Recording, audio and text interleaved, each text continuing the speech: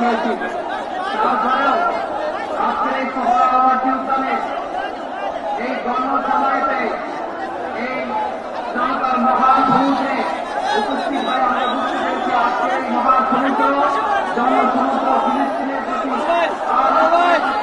বাংলাদেশের জনগণের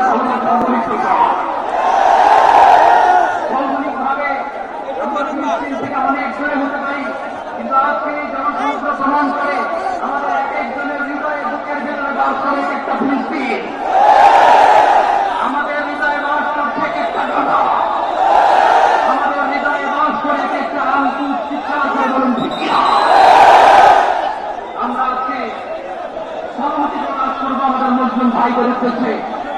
এক আমাদের কণ্ঠকে উত্তেজিত করে অতিথি থেকে শুরু করে অডিয়েন্সের সবাই আল্লাহু আকবার ধরে দিয়েছে মহাবাসী উদ্যানের এই ময়দানকে আমরা কাছে আপনারা শুনে নাই।